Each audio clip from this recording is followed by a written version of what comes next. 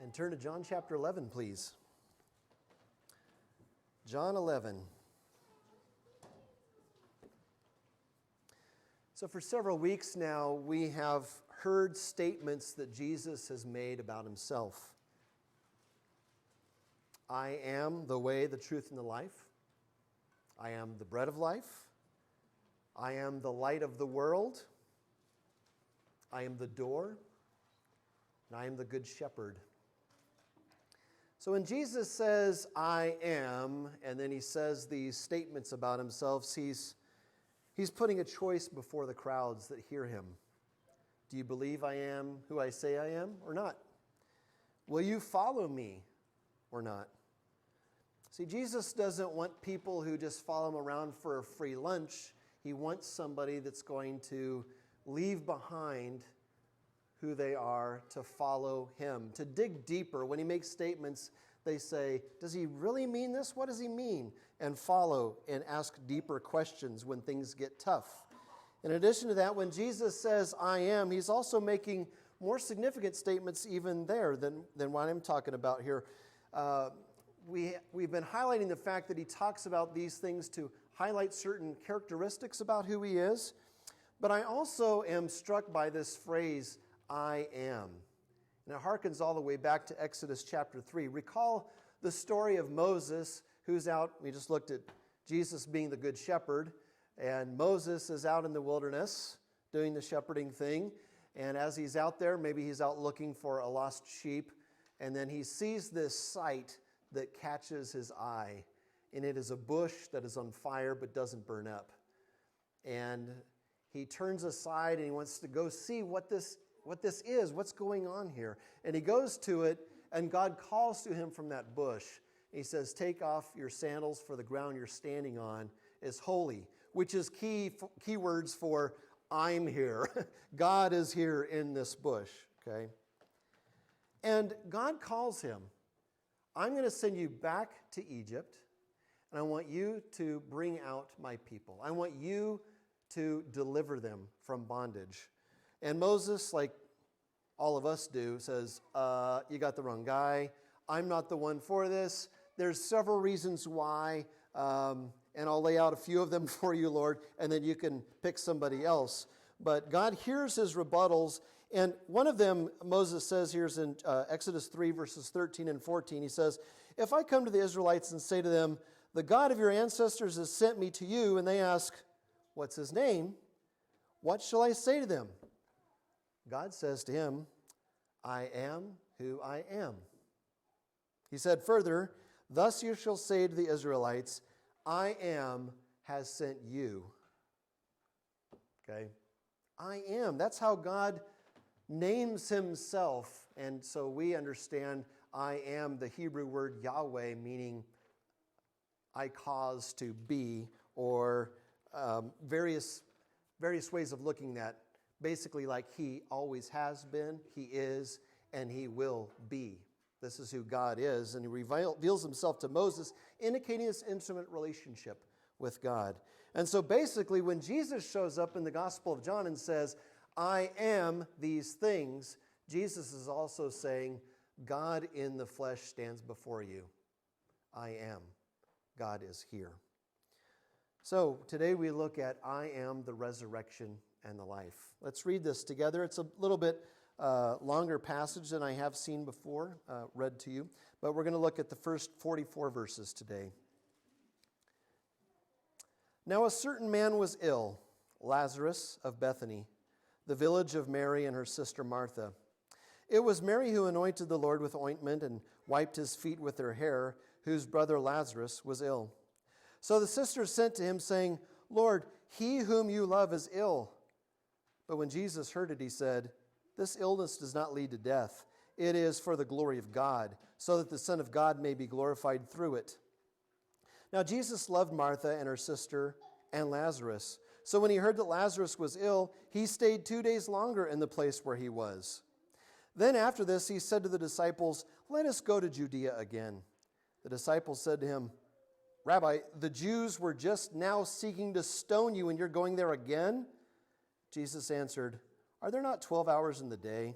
If anyone walks in the day, he does not stumble because he sees the light of this world. But if anyone walks in the night, he stumbles because the light is not in him. After saying these things, he said to them, Our friend Lazarus has fallen asleep, but I go to awaken him. The disciples said to him, Lord, if he's fallen asleep, he will recover.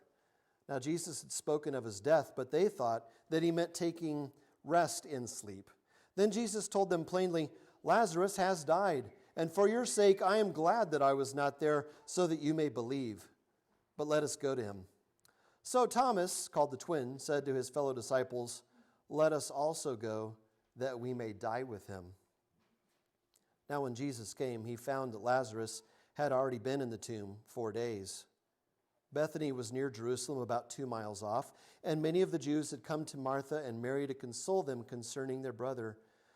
So when Martha heard that Jesus was coming, she went and met him, but Mary remained seated in the house. Martha said to Jesus, Lord, if you had been here, my brother would not have died. But even now, I know that whatever you ask from God, God will give you. Jesus said to her, Your brother will rise again. Martha said to him, I know that he will rise again in the resurrection on the last day. And Jesus said to her, I am the resurrection and the life. Whoever believes in me, though he die, yet shall he live. And everyone who lives and believes in me shall never die. Do you believe this? She said to him, Yes, Lord. I believe that you are the Christ, the Son of God, who is coming into the world. When she had heard this, she went and called her sister Mary, saying in private, The teacher's here, and he's calling for you. And when she heard it, she rose quickly and went to him. Now Jesus had not yet come into the village, but was still in the place where Martha had met him. When the Jews who were with her in the house, consoling her, saw Mary rise quickly and go out, they followed her, supposing that she was going to the tomb to weep there. Now when Mary came to where Jesus was and saw him, she fell at his feet, saying to him, Lord, if you had been here, my brother would not have died. When Jesus saw her weeping, and the Jews who had come with her also weeping, he was deeply moved in his spirit and greatly troubled. And he said, Where have you laid him? They said to him, Lord, come and see. Jesus wept. So the Jews said, See how he loved him. But some of them said, Could not he who opened the eyes of the blind man also have kept this man from dying? Then Jesus, deeply moved again, came to the tomb. It was a cave, and a stone lay against it. Jesus said, Take away the stone. Martha, the sister of the dead man, said to him, Lord, by this time there will be an odor, for he has been dead 4 days. Jesus said to her, Did I not tell you that if you believed, you would see the glory of God? So they took away the stone, and Jesus lifted up his eyes and said, Father, I thank you that you have heard me. I knew that you always hear me, but I said this on account of the people standing around, that they may believe that you sent me. When he had said these things, he cried out with a loud voice, Lazarus, come out!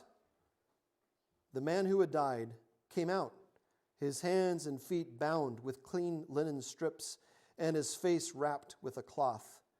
Jesus said to them, Unbind him and let him go. The word of the Lord to us today. This is probably one of the most well-known stories that can illustrate to us, better than a lot of other passages, all that Jesus is in this one story. This story fully communicates the divine power of Jesus, his desire to glorify God, his Father. Here we see that Jesus has power even over death itself, and he does so in order to glorify God, his Father.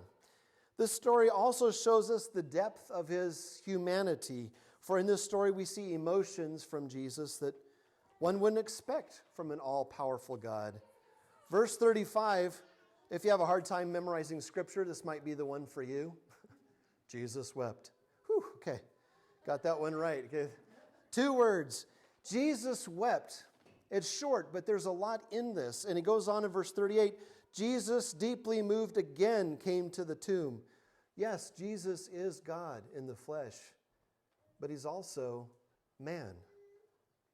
This is the reason I think the author of Hebrews chapter 4, verse 15 says, For we do not have a high priest who is unable to sympathize with our weaknesses, but one who in every respect has been tempted as we are, yet without sin. Jesus was sinless in his life, but he also knows what it means to suffer. And enduring the death of a close friend is a terrible part of suffering. Jesus endured that. So I'd like to work through this narrative today in a little bit different way. Usually I just kind of work from start to finish through a passage like this, but this story really begs us to look at it a little bit more intimately. We can't give this passage just kind of a cursory reading and be unaffected by the profound truths it holds. Today I'd like to consider this passage by looking at it through the eyes of some of the people in this passage. So today let's start with Mary. What a deeply devoted follower of Jesus Mary was. She loved the words Jesus spoke, and whenever he spoke, she was the first one to sit down at his feet, and she didn't want to miss a single word. She loved him so much, and she felt so deeply that he had saved her from her sins in her life that in chapter 12, she's going to take expensive perfume and go in and anoint Jesus' feet. And she's going to, I don't know if she forgot her towel or what, but she uses her hair to wipe his feet after she anoints them. Others would wince at how disgusting that was, but touching her master's feet was nothing to her because this is the least that she could do for Jesus. So deeply did she love him. And Mary had a family that knew Jesus well too. Martha also had dedicated her life to the teachings of Jesus. This was Mary's sister. And then their brother Lazarus was loved by Jesus. And you can see Jesus loved them well. He spent a lot of time in their home. I wish, this weekend, Elisa's sister Beth and her husband Dana have been with us. And we've been hanging out for a few days, spending time eating, laughing, playing with kids and stuff. I could just see Jesus doing that in the home of Martha and Mary and Lazarus, laughing, enjoying one another, and teaching them the greater truths of the gospel. That was what Jesus did, and Mary loved it. But something happened to Mary's dear brother. He had fallen ill, and it seemed that nothing was going to bring him out of it. Nothing would make him better. The only possibility was to send word to Jesus. He could make Lazarus well again. Mary knew it. So she sent a message to Jesus, telling him Lazarus is sick. She didn't want to ask directly for Jesus to come. After all, there's many Pharisees that wanted Jesus dead. And if Jesus were to come back to Jerusalem, he could be killed. She didn't want to ask him directly, but if he just knew that Lazarus was sick, perhaps he would come of his own accord. But then the unthinkable had happened. The message was sent to Jesus, trusting that he would make things right, and surely the master would heal her brother, but nothing happened. Jesus didn't come. Lazarus, Mary's brother, died. And along with her brother, her hopes were buried away in a tomb. She felt like everything came crashing down with her brother's death. All hope was lost, and she mourned her brother's death loudly. Many came around to console her. And after several days of mourning, Martha came to her and told her, "The teacher's here. He's come. He wants to see you." So quickly Mary got up and went out to meet him. She was mixed with emotion. I understand that after almost 24 years together with my wife, the mix of emotions that can come. Not saying anything against Elise here. I know that well. Okay, she was full of emotion here. She didn't know, and she was partly upset and angry. Why didn't you come earlier? But also hopeful. It's too late now, isn't it?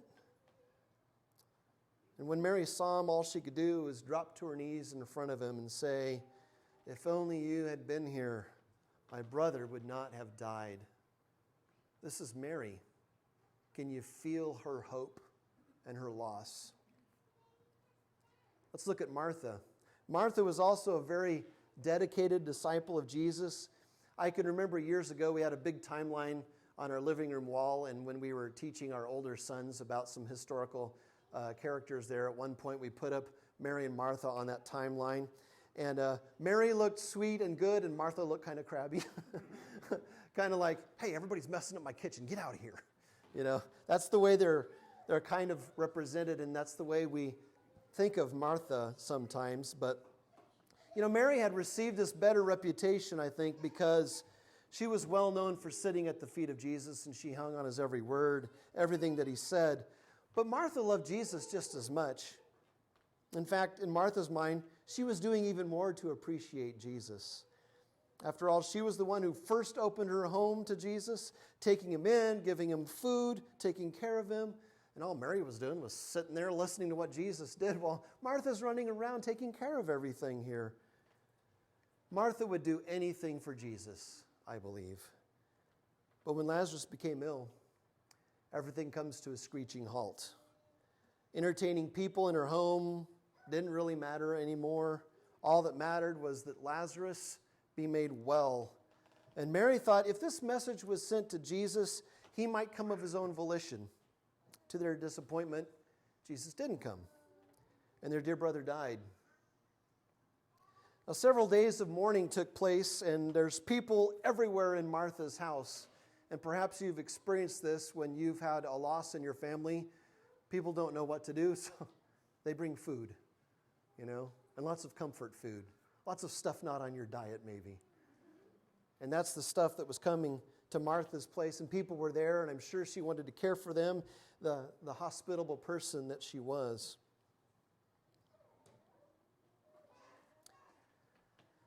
But then it finally happened. Jesus came. Martha runs out to meet him and said, "Lord, if you'd been here, my brother wouldn't have died. But even now, I know that God will give you what you ask of him." Jesus replied to her with the same words everyone else has been saying, "Your brother will rise again." She believed in the resurrection. She knew that in the last day her brother would be raised, but that wasn't much consolation to her now. But then Jesus made an astounding statement to her. He says, "I am the resurrection and the life. Those who believe in me, even though they die, will live, and everyone who lives and believes in me will never die." Do you believe this? What could she say? She felt such hope and joy welling up inside of her. She was able to proclaim here, "Yes, Lord, I believe you are the Messiah, the Son of God, the one coming into the world, the one that we have been waiting for hundreds and hundreds of years. You're the one." And she ran back to the house and told Mary Jesus was here. So Martha and Mary feel the same hope and the same joy. Let's think about Jesus' disciples now. We've looked at Mary and Martha. What about the disciples that were with Jesus? Following Jesus was the greatest honor of their lives. They had left everything behind. Some had left behind their professions as fishermen. Some had left the tax booth. They left behind family and hobbies and everything because they wanted to follow Jesus and learn from him, both by what he had to teach and also how he lived. And they were here in this passage enjoying a meager meal with Jesus when somebody runs up and gives this note to their master. And Jesus reads the note out loud. "Lord, he whom you love is ill." After he read the note, Jesus was silent for a couple of minutes. And the disciples begin to wonder, who's the note talking about? What's going on? And Jesus utters, "This illness does not lead to death. Rather, it's for God's glory, so that the Son of God may be glorified through it." And you can hear the disciples go, What did he say? This illness doesn't lead to death. It's about glorifying God? How can death glorify God? And they fully expected Jesus right then to tell us to pack our bags for the journey and to head out, but in Jesus instead just stays there a couple days longer. And they all wondered, what is he doing? Is there someone in need? Why doesn't he go? They felt anxious. Someone's life is hanging in the balance. Why not go and do something about it? They'd seen Jesus do incredible things before, casting out demons, feeding 5,000 plus people from a boy's meager lunch. They'd seen blind men be able to see. So surely he could heal this man from whatever he suffered from. But instead, they waited. And it finally occurred to them why they were waiting. After all, if they went back to Judea, the Pharisees would be waiting there for him, and they probably have stones in their hands ready to throw. It's happened before. But instead, they wait, and they stay put, and they think that's better maybe to let one man die instead of the master. But then Jesus shocks all of them, and he says, after a little while, let's go back to Judea again. Was he crazy? Someone said, Rabbi, the Jews were trying to stone you. You want to go there again? And Jesus says, hey, it's daylight. The time is right. They should go while we can see the way. And then says, our friend Lazarus has fallen asleep, but I'm going there to wake him. And you can practically hear the disciples go, oh, okay, good. So he's just sleeping. That's fine. He'll wake up from it and he'll be fine. But then Jesus bluntly just says, Lazarus is dead. For your sake, I'm glad that I wasn't there, so that you may believe. Let's go to him. And the disciples were so confused by all of this here, they couldn't believe it. They said, Lazarus is dead, and Jesus had done nothing? The Pharisees hated Jesus, and therefore when we go, they're going to hate us too, his followers. So Thomas speaks for all of them, and he says, hey, let's go also that we may die with him. The disciples are ready to go and die with Jesus. And finally, let's think about the crowds. Throughout the Gospels, there are people that are highlighted, like Mary and Martha and Lazarus. There are the disciples that are always there with Jesus. And then there's kind of this nameless, faceless group of people that are there, and they're undecided about Jesus here. So there's crowds around in this story too, and many had come to the home of Mary and Martha to mourn and console the sisters as they had lost their brother. They'd brought food. They were ready to mourn with them. And Martha had left for a period of time, and when she comes back, she exclaimed to Mary that the teacher had arrived. And so Mary gets up quickly and runs out of the house, and the crowds want to see what all the fuss is about. So the crowds go with them, and they see in her grief, she was probably going to Lazarus' tomb. So let's follow her, and let's go out and mourn with her there. But instead, she comes to Jesus, the well-known rabbi. And the crowds had heard many of stories about Jesus before, and they saw him talking with Mary, and both the master and Mary were grief-stricken. Both were weeping. And so they continued to weep for Lazarus as well. The crowds had heard these stories about Jesus. Many had said he'd done astonishing miracles. They had heard that he could heal the sick from their infirmities. Some had even called him, this is the long-awaited Messiah we've been looking for. If that's true, why is he weeping? Why was he upset about this? Jesus must have loved Lazarus deeply. And if he loved Lazarus so much, why didn't he come a few days earlier so that he could have healed him when he was still alive? Well, the crowds then sensed something extraordinary was going to happen. And so Jesus heads off in the direction of the tombs, and Mary and Martha were in tow, and they follow him up the trail, and they come over the ridge, and they can see Jesus standing before the tomb of Lazarus, as if to defy death itself. A large stone was tightly sealed over the tomb. Yet Jesus, the master, has the gall to say, take away the stone. Martha rightly says, Lord, he's been in there for 4 days. It's not going to smell good. Don't open it. And every Jewish person knew that a person's spirit kind of hung around that body for 3 days. So by the 4th day, he's like Rover. He's dead all over, okay? There's no hope here that Lazarus will get up again. But Lazarus was gone and dead, and there was no hope. But Jesus says something more shocking then. Did I not tell you that if you believed, you'd see the glory of God? A few people then go up to the tomb, and they begin rolling away that stone. And the crowds expected to smell rotting flesh of the dead, but instead, the stone was rolled away, and they didn't smell anything. And Jesus begins again while this is happening, and he says, it's like a prayer, Father, I thank you for having heard me. I've said this for the sake of the crowd standing here so that they may believe that you sent me. What was he talking about? What did he want the crowds to believe? Jesus cries out in a loud, booming voice, Lazarus, come forth. Come out. Nothing had prepared the crowds then for what happened next. They're waiting for disappointment. Instead, they're overwhelmed with shock and joy. The dead man comes walking out. He's got the burial cloth still wrapped around him. And Jesus says, unbind him, let him go. And slowly the cloths are removed, and everyone's expecting to see some hideous dead man standing there. But instead, they pull it away, and they see a smile on his face. Lazarus was truly alive. Let's look a little bit further on here, verses 45 through 48. Many of the Jews, therefore, who had come with Mary and had seen what he did, believed in him. But some of them went to the Pharisees and told them what Jesus had done.